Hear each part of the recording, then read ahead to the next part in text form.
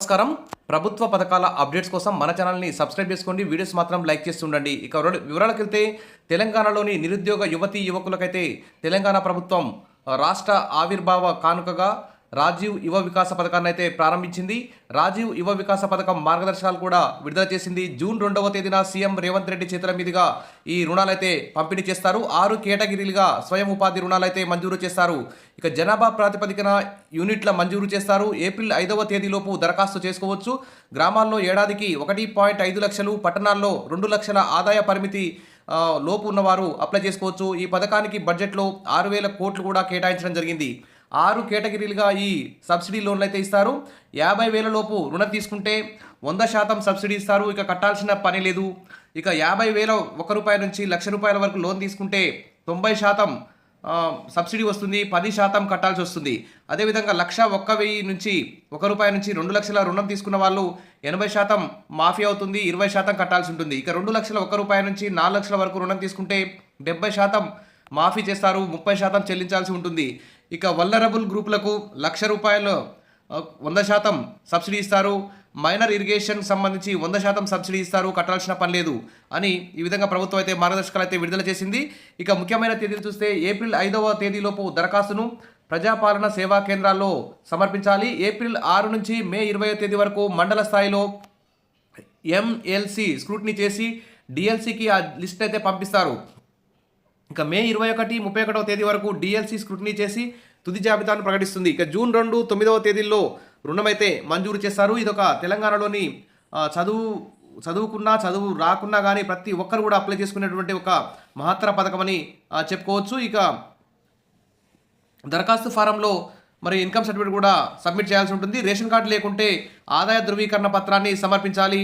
మరి దరఖాస్తుదారులకు కావాల్సిన సర్టిఫికేట్లు అంటే Aadhaar card, ration card, income certificate, caste, driving licence, pattadar passbook, Sadaram certificates, passport size photos, vulnerable group certificate, కుటుంబంలో ఒకరు స్కీమ్ కింద లబ్ధి పొందితే 5 ఏళ్ల వరకు దరఖాస్తు చేసుకోవడానికి అయితే అవకాశం ఉండదు.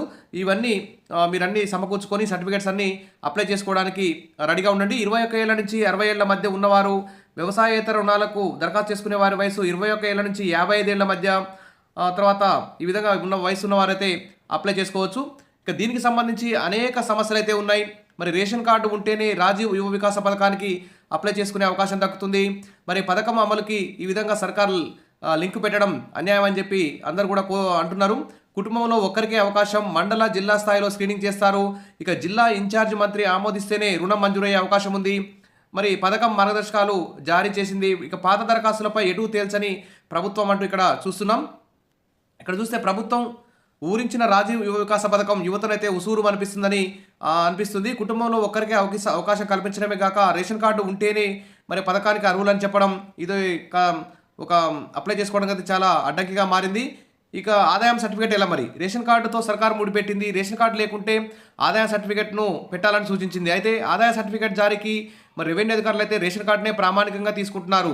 ఇప్పటికే బీసీ బంధు, మైనార్టీ బంధు, ట్రైకార్ తదితర కార్పొరేషన్ల రుణాల కోసం ఆయా వర్గాలకు చెందిన వారు భారీగా దరఖాస్తు చేస్తున్నారు. అన్ని కలిపి దాదాపు 7-8 లక్షల దరఖాస్తులు ఉంటాయని అంచనా వేస్తున్నారు. అయితే ప్రస్తుతం వారు ఈ పథకానికి దరఖాస్తు చేసుకునే అవకాశం లేకుండా పోయింది. మరి రేషన్ కార్డులు ఇస్తామని చెప్తున్నారు కానీ ఇంతవరకు అయితే కొత్త రేషన్ కార్డులు అయితే ఇవ్వడం లేదు.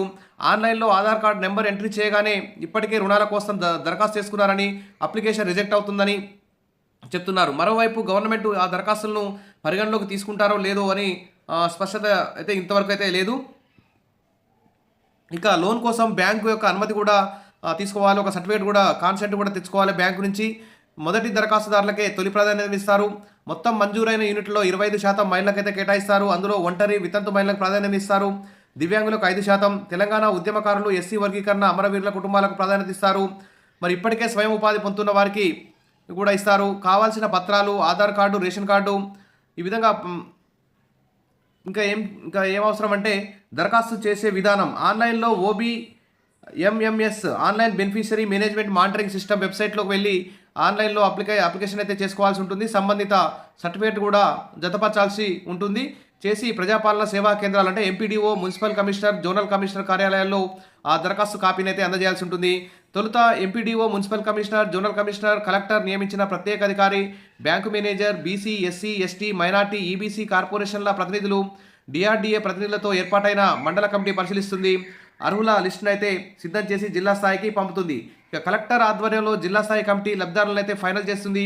ఈ కమిటీలో collector, DRDA PD, additional collector, industries department GM, కార్పొరేషన్ల ఈడీలు, మైనార్టీ, డిజేబుల్డ్, ఉమెన్ వెల్ఫేర్ ఏడీలు, పీడీలు, ఈ విధంగా బ్యాంకు మేనేజర్లు అందరూ కూడా సభ్యులుగా ఉంటారు. జనాభా నిష్పత్తి ప్రకారం ఆయా గ్రామాల్లో ఆ మండలాల్లో లబ్ధిదారుల జాబితా అయితే లిస్ట్ అయితే పెడతారు. చివరికి జిల్లా ఇన్ఛార్జి మంత్రి ఆమోదం పొందాల్సి ఉంటుంది. అనంతరం లబ్ధిదారులకు రుణాలు అయితే మంజూరు చేస్తారు.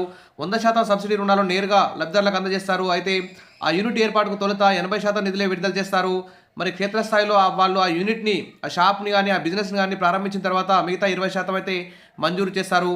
ఇక క్షేత్రస్థాయి పరిశీలన తర్వాత నేరుగా ఆయా ఏజెన్సీలకు నిధులను బ్యాంకు విడుదల చేస్తుంది. అవసరమైతే రుణాలను పొందిన వారికి ఆయా రంగాల్లో 15 రోజుల పాటు ట్రైనింగ్ కూడా ఇస్తారు. ఇక యూనిట్ల గ్రౌండింగ్ పూర్తి చేసిన అనంతరం యుటిలిటీ సర్టిఫికేట్లు కూడా అధికారులు ప్రభుత్వానికి సమర్పించాలి. ఇవన్నీ ఉన్నాయి. కానీ ఇప్పుడు ఆదాయం సర్టిఫికేటు, రేషన్ కార్డు అనేది పెద్ద ప్రాబ్లంగా మారింది. గత ప్రభుత్వాయంలో బీసీ బంధు, దళిత బంధు, ఇక మైనార్టీకి సంబంధించి ఏమైనా లోన్లకు అప్లై చేసుకున్న వారికి అప్పుడు రాలేదు. బీసీ బంధు కింద కేవలం రాష్ట్ర వ్యాప్తంగా గత బీఆర్ఎస్ ప్రభుత్వంలో కేవలం 40,000 మందికే బీసీ బంధు కింద లోన్లు అయితే వచ్చాయి. మరి చాలామంది అప్పుడు అప్లై చేసుకొని ఉన్నారు. మరి ఆ దరఖాస్తులు అయితే ఇప్పుడు తీసుకోవడం లేదు. కాబట్టి గత ప్రభుత్వంలో బీసీ బంధు కింద 40,000 మంది లబ్ధి పొందారు. ఆ 40,000 మందిని పక్కకు పెట్టి మిగిలిన అప్లికేషన్లన్నింటినీ ఈ రాజీవ్ యువ వికాస పథకానికి వర్తింపజేసేలా చూడాలని చెప్పేసి మరి ఆశాభావాలందరూ కూడా కోరుకుంటున్నారు. ఏదేమైనా రాజీవ్ యువ వికాసం అనేది నిరుద్యోగ యువతకు చాలా మేలు చేసేటువంటి గొప్ప పథకం.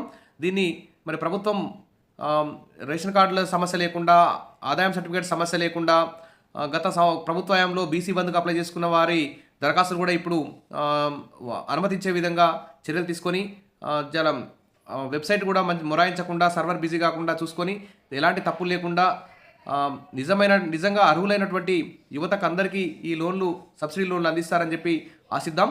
మీకు ఏమైనా డౌట్స్ ఉంటే కామెంట్ సెక్షన్లో పెట్టండి. మీ అందరికీ రాజీవ్ యువ వికాస పథకం కింద మీకు అందరికీ సబ్సిడీ లోన్లు తప్పకుండా వస్తాయని చెప్పి ఆశిద్దాం. Wish all the best. మరిన్ని అప్డేట్స్ కోసం మన ఛానల్ని ఫాలో అవుతుండండి. వీడియోస్ అయితే లైక్ చేస్తుండండి. Thank you.